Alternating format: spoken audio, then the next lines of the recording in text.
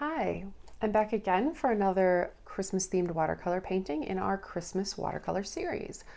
Last week we worked on shading a sphere and painting these little whimsical ornaments in a very loose style. And later in the series we will do another set of ornaments, but not yet. This week we will be doing Christmas trees, 4 different types of Christmas trees: balsam fir, silvertip, Scotch pine, blue spruce. This is a very, very simple graphic. I think you will find it very relaxing to paint, and yet you end up with this little graphic. It just lands me right into Christmas memories of picking out a tree with my family and chopping it down and putting it up and decorating it. So let's jump in and get going on the Christmas tree painting.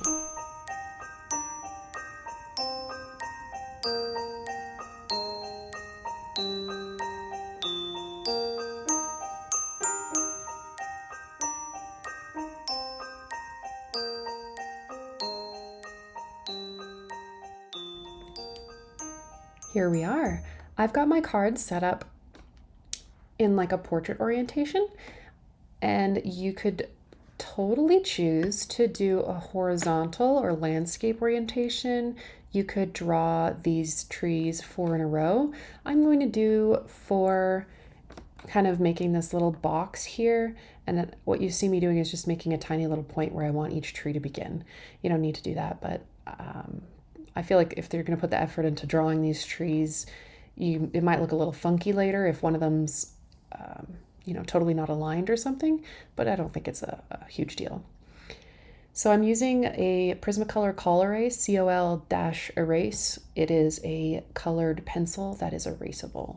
And I don't think that I erase much during this sketch, but it is worth mentioning that you can erase it. And I think that just changes the way I work with it. It makes me more relaxed. So that this tree shape, the first one we're working on is the balsam fir, and it is just a lean tall triangle with a bit of a sloped bottom. It is a little bushy. I kind of am making almost cloud-like scalloped edges up each side with sort of a long pointed tip at the top. And then boom, Dunsky. More details coming later with that one. For the silver tip, which is the one I did next to it on the right, I basically drew a line up the center first, and then I'm kind of attaching little bunches of boughs going out in little groups and leaving gaps in between them. You want to be able to see the trunk on this one. So I'm kind of emphasizing it now just a little so you can see that. And when I'm doing the clumps going out the side, I'm not thinking of it as if it's two-dimensional. I'm kind of trying to imagine these boughs are coming out to the sides and also coming forward in front of us. And I'm not worrying about the opposite side, like what they look like going out behind. I'm just sort of imagining that they're covered up. But you do want to show the boughs going off to the side and a bit of the perspective of the boughs coming forward towards you a little bit. So that's what I'm trying to do here, almost like flat on the top and then a bit rounded on the bottom, like a smile for each of these boughs. Here I am checking that it is a kind of triangular shape again, but I've left more of the base on this one and not the other. You don't really see the trunk on the balsam fir to the left, but I wanted to see the trunk on the silver tip just because that's how it appears to grow.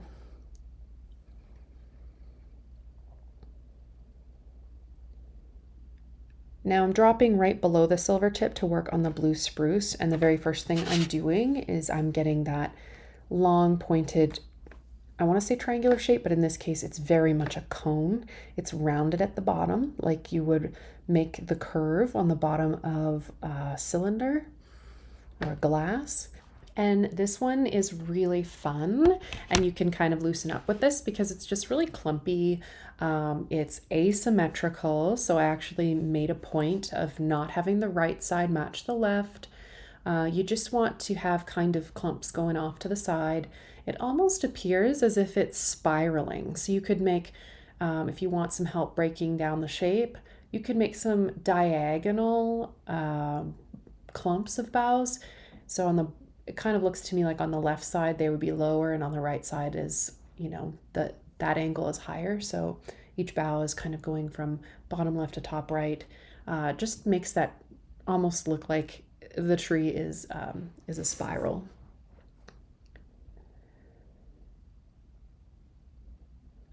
You can see the top of that tree just has a big tuft. I'm analyzing the shapes a little to see how does this balsam fir top left relate to or differ from the one I'm about to draw, the Scotch pine. So the thing that I go back and change with the balsam fir is I just make the sides a little bit more spiky and sporadic, because the Scotch pine that we will draw below it is so uniform with little tiny bunches. I needed to do something to differentiate the balsam fir from the Scotch pine. So I started really analyzing, well, what is the difference and can I heighten that difference?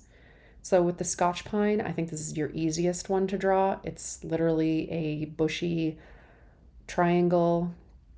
And the thing that I did with the edges of this is just made them smaller and not as spiky as the one above it, the balsam fir. So I'm focusing on making the Scotch pine bushy, and I'm going to make the balsam fir spiky. I see the highlights on the balsam fir as being like little V's and little almost chicken feet shapes, like little sprigs of 3. See that? So add some chicken legs to your balsam fir. These are sort of tree bough tips that are a bit lighter than new growth, and so they're kind of, showing up. But on the Scotch pine, it's just like really well-mowed grass. Just some squishy squiggles. Texture-wise, on the silver tip, I'm adding some more lines, little dashes kind of growing out to give it more texture. And then for the blue spruce, I'm going to emphasize the clumpiness. So I'm just going to kind of outline some of the shadow and light shapes that I see, some of the edges, to enhance that texture really. See, for that one, I just kind of made an oval with little scratch marks. So there's a bit of a different texture applied to the top of each tree. And I think we're ready to paint. First, I'm just going to erase some of the marks that outline the general shape so that they don't take away from the final drawing. I'm using this dagger. It's just Artist Loft, nothing fancy, but it is a watercolor specific brush, and it's in a dagger shape, and it is, I'm gonna find out what size for you. It is a 1/4 inch dagger striper, Artist Loft Vienna. First, I'm gonna wet my palette here, just get some water on there so I can clean it up and make some fresh mixes. The paint that was left over on there was from our whimsical Christmas ornaments and very vibrant. And I want the color scheme here to be sort of a monochromatic green with, just the range of different greens. So this is cobalt blue that I'm mixing up here first. I'm going to add in some of this green that I can never pronounce. Pyroline green. It's a very dark, beautifully rich kind of blue green. So dark. It appears black sometimes, especially if you add a bunch of the pigment to your brush. So I'm starting with the blue spruce, just because it's got that blue tinge to it, kind of gray blue. You might choose not to paint the bottom right tree first, because if you use a lot of water, it'll be wet and you could risk smudging it with your hand or your shirt or whatever. I've put a bit of more phthalo blue in here, sort of like a turquoise, to try to push the the blue tint of the blue spruce, I want this one to appear more gray blue than all the other trees that we paint today. I'm not doing anything fancy, but you can see that the dagger point allows me to get some pretty nice detail shapes on the edges of the tree. You can easily achieve this with a round, as long as you lift the brush, take it from being kind of angled on its side to being very vertical. With the point, you can get some great detail. So you don't need the dagger at all. But if you're interested in trying a new shape, I really, I find it very interesting, and it kind of loosens up your painting because you move it in different directions and it just does really different things. It's a pretty versatile brush. Sometimes hard to control if you're just getting used to it, but once you get used to it, it's a lot of fun. I've added a little bit of a gray shadow underneath the tree here.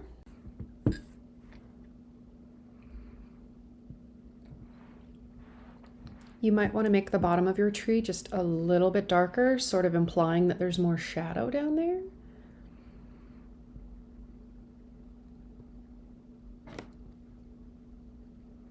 I'm dropping in a bit of a different color just to give some variation to it. So you might mix a darker color or a slightly different tint, like a little bit more blue, and then just drop it in, but don't drop it in everywhere so that it fully bleeds and fills out the whole shape. Just drop it here and there.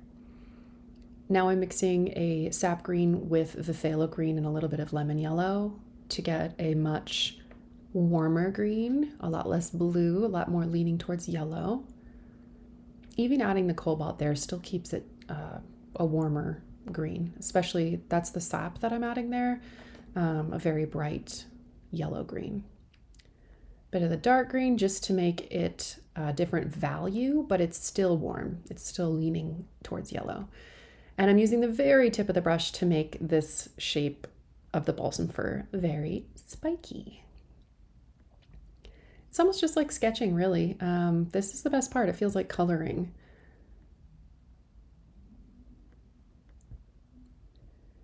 And you'll see the left side ends up looking a bit darker here.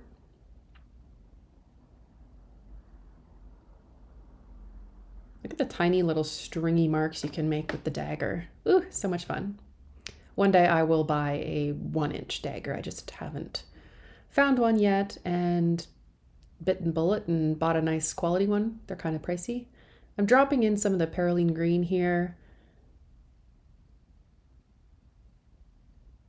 It's a unique color. I'm going to try not to spread it out everywhere. I'm going to try to do the same thing, just leave it here and there, like create some variation.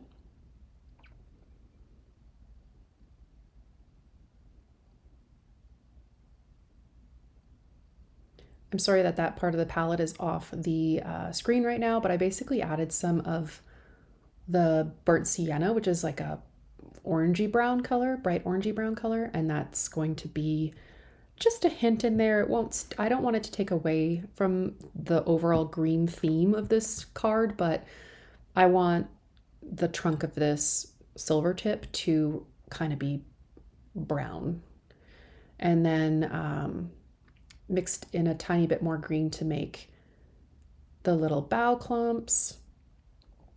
I just want each tree to be slightly different hue of green than the next. So adding some sap green to this and sketching out these little funky bough shapes with the very tip of the dagger. I don't even seem to be keeping the same green for each different clump. It kind of changes.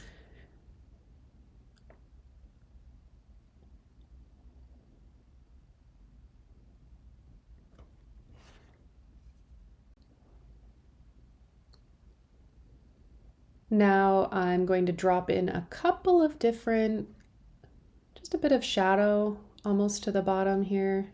You can see how sporadic it is, just here and there, a little tiny bit. This is ultramarine blue that I'm mixing in just now.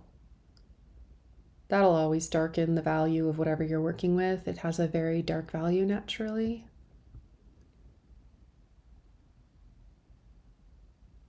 I like those sketchy marks, how they turned out.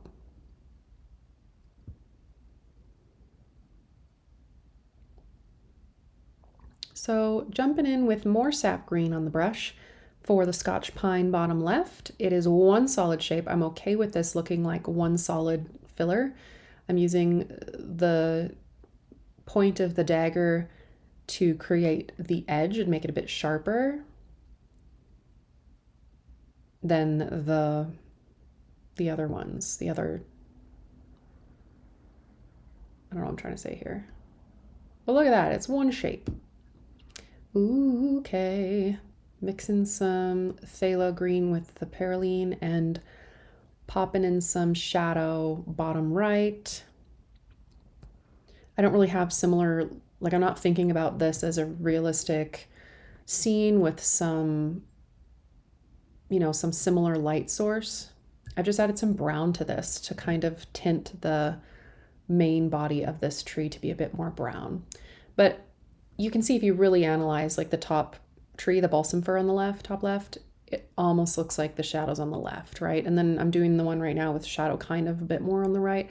So it's not realistic with one light source, and I don't think that matters for this one for what we're doing today. But if it bothers you, then just plan in advance where your light source is going to be and drop all the shadows on the same side. But I'm kind of just assuming the shadows are coming from a general above area. At least in Canada, we don't get a ton of direct sunlight in winter. It's very, very overcast. I don't live there anymore, but I'm very used to winter being gloomy, not bright sun like I get in Texas right now. I've mixed a darker blue-green. It's almost gray, almost entirely gray-black. But if, I mean, the camera's changing the color just a little. On my actual painting, it is a dark blue-green, and I'm using it to drop shadows on the bottom of the bough shapes, so just the bottom. And there it looks like I kind of did it on the top, but it's because I'm imagining that the bough above it is casting a shadow.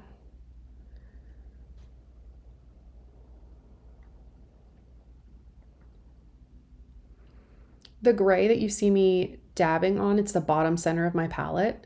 It is a shadow violet. And I'm mixing some rose, I forget what it's called, but the shadow here is warmer. I've mixed almost a purple with the cobalt and some, it's gonna bug me. I need to just keep a picture of what paints are in my palette right in front of my desk here. That is a quinacridone rose that I mixed in to make the shadows a little warmer, a little purpley, just so that they stand out a little and don't look like another tree bough. I want them to look like the shadow on the ground, and a lot of the time I see purple shadows in snow. So imagine these trees were out there in the snow. What color would the shadows be? They could be blue, they could be purpley. But this kind of draws our watercoloring to a close, and next we get to add pen and details. You can see we've got a little splatter on the left there, but I don't mind that. Now I'm going to work with my Lamy Safari fountain pen, and I've got an ink loaded into it called Marine. I believe that the brand is Diamine, Diamine. So I've loaded it with this very bright turquoise green ink and decided that instead of doing black line work for the trees, that a nice, leaning into the green even more. It's not realistic necessarily, but it creates a nice texture to have some pen work in there. And with the balsam fir, as I said earlier, I'm seeing a lot of chicken foot shapes and V's as the new growth sticks out of this tree. I'm adding not an entire outline. I think that having it more sporadic will be more effective. So don't necessarily outline the whole entire tree, but do add sort of a broken line texture around the whole thing. So the little marks you see me making, they're not all connected, but they overall define the whole shape, just not in one solid outline. So you want it to be a bit broken, a bit more sporadic. And if your pen, you can use any pen, you do not have to use a fountain pen. But depending on what you draw over, sometimes the ink stops flowing. So I always have this scrap piece of paper next to me where I can scribble and make sure that the ink is flowing well. Now I practice writing balsam fir. I'm going to practice first writing all the words before I put them on the card. It's not perfect printing, but that's what this is about. It's meant to have character, be kind of quirky, and I'm semi-confident in my ability to make my printing a bit consistent. So it looks appropriately quirky, but not messy. You can read it and it doesn't necessarily, I don't think, take away from the overall sketch. So with this one, you don't just have the tall peak at the top like the balsam fir, but you have like a V shape, almost like an arrow pointing downwards towards the rest of the tree. And at the very top of the silver tip, I had a little broken line. So the very, very tip is just a little pen dot, almost on the tip of all three of the top points there. And my sketching for these shapes is a bit rough, I want to say. I'm trying to think of a better descriptive word for you, but you can see it's a bit scribbly. Trying to keep things loose here. We are not doing a scientific illustration drawing, although I do love scientific illustration, and I illustrated a textbook once, a biology textbook, and it was all entomology, it was all insects, which was the best project ever, so fun. But this style is not scientific. Silver tip, there's me practicing my words. Okay, satisfied. Kind of want all of the quote unquote titles or labels to have a similar style. I don't want them to be different, but I do love brush lettering. And if you had a small enough brush tip, you could do some fancy labeling of these. You also don't have to add the words at all. You could just write Merry Christmas through the center or something else. Here's my little textured, bumpy outline for the Scotch pine. I end up going over one side of it more to just make it thicker and sort of land almost like a shadow. I'm just doing little tiny scribbles throughout, little lines, but they don't connect all the way across.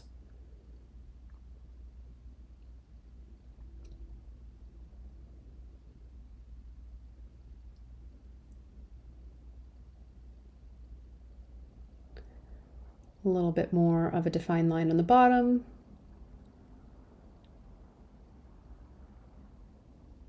And here is what I was talking about when I said I make the right side a little bit of a different thickness than the left,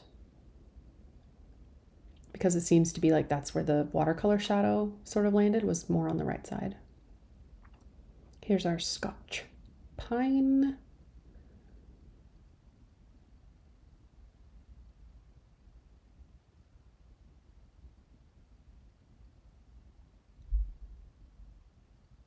I like how I give you a thumbs up each time. I did it, everybody. I didn't spell it wrong. That's stressful. I guess, I mean, we have whiteout, but... All right, on to the sketchiness of the blue spruce. You can see how my line work does vary, but not hugely. They're just little bubbly scribbles, following the direction. I guess that's the most important part, is just following the direction of the growth. So in the Scotch pine, everything was kind of, all those boughs, all the needles are growing up, and it creates kind of like a grass-like texture. Whereas on the silver tip and the blue spruce, the ones on the right, those boughs are going down, the pine needles are going down and out. And the two on the left, they're more going straight up. So the direction is actually kind of important. It emphasizes the way that tree grows. So here I'm just finishing out the shapes, kind of surrounding the areas of light and dark with this little squiggle. Going to label it, again, successfully with no, printing mistake. And the last thing I do that I didn't catch on film was I just added a bit of gel white pen. You can use Jelly Roll or another brand to add some highlights to your little sketch. Woohoo! We are done. Thanks for painting and drawing again with me today. I hope you enjoyed it. I hope to see you again next week for a different Christmas-themed watercolor painting. I don't know if you have it has the same